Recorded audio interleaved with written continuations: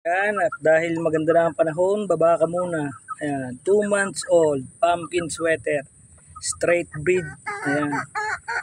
Nabunot ang buntot kahapon, kaya binunot na natin lahat para sabay-sabay ang tubo pagdating ng 3 months. Ayan.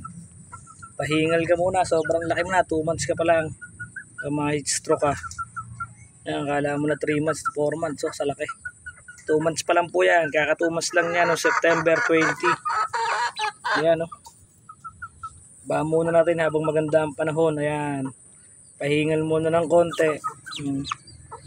Nasiyap siya pa. Oh. Sisiw na sisiw pa talaga. Ayan nyo ba, nasiyap siya pa. 2 months old pa lang pa yan, ha. Ayan, magandang tanghali po sa ating lahat. Ayan. Pumpkin sweater. Sobrang ilap pa.